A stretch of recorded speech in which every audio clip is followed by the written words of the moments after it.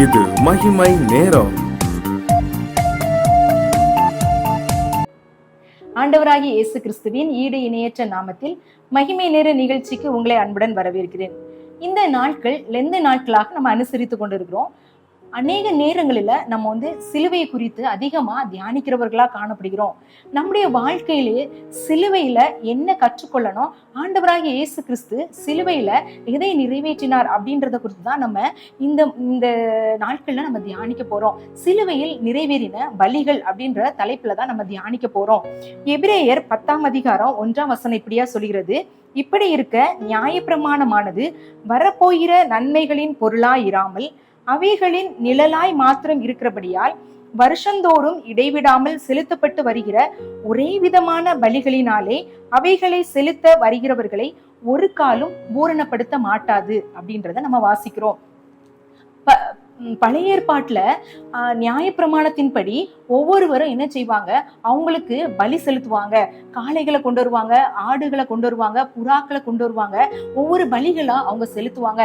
இந்த பலிகள் பூரணப்படுத்த மாட்டாது. அவங்க செய்யற தவறுகளுக்காக அவங்க செய்யற அந்த பலி அவங்கள பூரணப்படுத்த மாட்டாது அப்படின்றத நம்ம பாக்குறோம். அப்ப எது பூரணப்படுத்தும் அப்படின்னு பாத்தீங்க அப்படின்னா, எபிரேயர் 10:14 சொல்லப்பட்டிருக்கிறது: ஏனெனில் பரிசுத்தமாக்கப்படுகிறவர்களை ஒரே பலியினாலே இவர் என்றென்றைக்கும் பூரணப்படுத்தியிருக்கிறார்.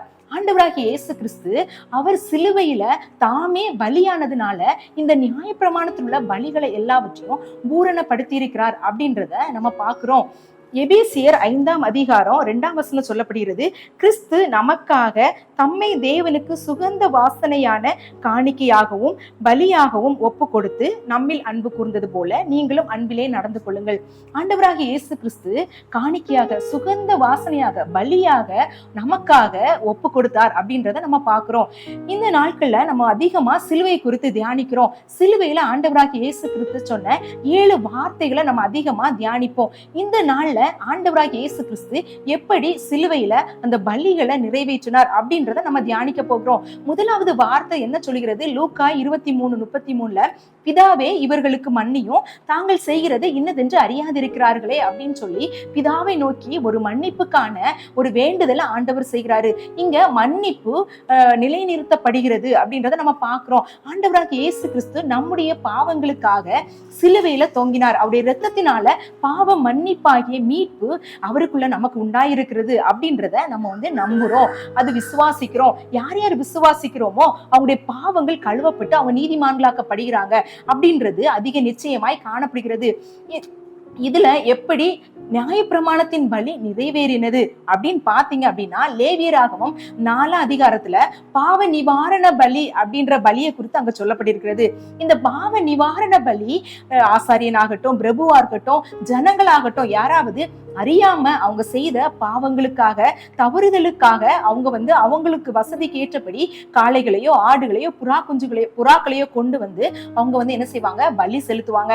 அந்த இரத்தத்தினால அவங்களுடைய பாவம் நிவிர்த்தி ஆகும் அப்படின்றது அவங்க அந்த பலியினால அதை அந்த பாவத்தை நிவிர்த்தி செய்தாங்க.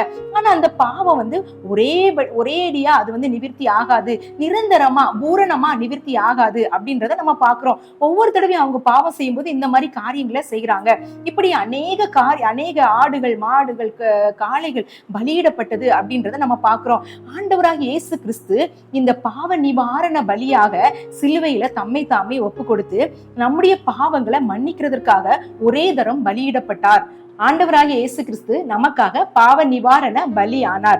அவரை விசுவாசித்து நாம் அவரிடத்துல நம்முடைய பாவங்களை அறிக்கையிடும் போது அவர் நம்முடைய பாவங்களை மன்னித்து நமக்கு நம்மை சுத்தப்படுத்துகிறவரா அவர் காணப்படுறார். நம்மளை பாவங்களை மன்னிக்கிறதற்கு அவர் தயை பெருத்தவரா காணப்படுறார். தன் பாவங்களை மறைக்கிறவன் வாழ்வடைய மாட்டான், அறிக்கை செய்து விட்டு விடுகிறவன் இரக்கம் பெறுவான் அப்படின்றத நம்ம பாக்குறோம். நம்முடைய பாவங்கள் இரத்தாம்பர சிவப்பா இருந்தாலும் பஞ்சை போல அவருடைய இரத்தம் நம்மை வெண்மையாக மாற்றும் அப்படின்றத நம்ம பாக்குறோம். ஆண்டவராகிய இயேசு கிறிஸ்துவின் இரத்தம் சகல பாவங்களை நீக்கி நம்மை சுத்திகரிக்கும் அப்படின்றத நம்ம பாக்குறோம். நாம் செய்த ஒவ்வொரு பாவங்களுக்காக அவர் சிலுவையில பாவ நிவாரண பலியாக மாறினாரு.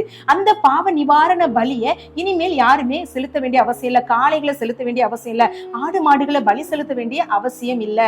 ஆண்டவராகிய இயேசு கிறிஸ்துவின் இரத்தம் இந்த உலகத்தில் உள்ள அனைவரின் பாவங்களை நீக்கிறதற்காக ஒரே தரம் அவர் பலியிடப்பட்டார் அப்படின்றத நம்ம பாக்குறோம். ஒருவேளை இந்த நாள்ல நம்ம செய்த பாவங்களை சமூகத்துல நம்ம எப்படி மன்னிப்பு கேட்கிறது, எப்படி நான் அறிக்கை பண்றது அப்படின்றது குறித்து நம்ம ஒருவேளை யோசிக்காதவர்களா காணப்பட்டோம் அப்படின்னா, இந்த நேரத்துல நம்ம ஆண்டவருடைய சமூகத்துல நம்முடைய பாவங்களை மனத்தாழ்மையாய் அறிக்கையிடும் போது ஆண்டவர் நம்முடைய பாவங்களை மன்னிக்கிறதற்கு தயை உள்ளவராய் காணப்படுகிறாரு.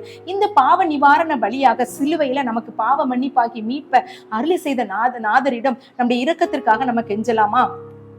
அன்பின் பரலோக பிதாவே, இந்த அருமையான வேலைக்காக உமக்கு நன்றி செலுத்தின தகப்பனே. சிலுவையிலே நீங்க பாவ நிவாரண பலியாக எங்களுடைய பாவங்களுக்காக, என்னுடைய பாவங்களுக்காக ஆண்டவரே நீங்க சிலுவையில ஆண்டவரே நீங்க ஒரே தரம் பலியானீர் அப்படின்றத நாங்க பார்த்தோம் தகப்பனே. எங்களுடைய பாவங்கள் தாம்பர சிவப்பாய் இருந்தாலும் நீங்க அதை பஞ்சு போல் வெண்மையாக மாற்றுவேன் என்று சொல்லியிருக்கீங்க.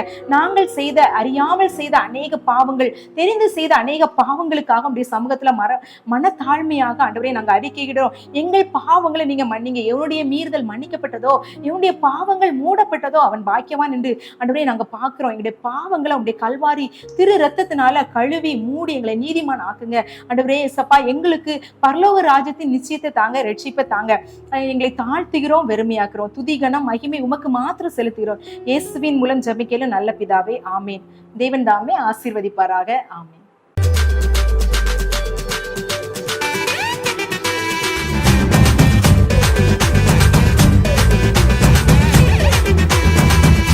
மகிமை மகிமை மகிமை மகிமை மகிமை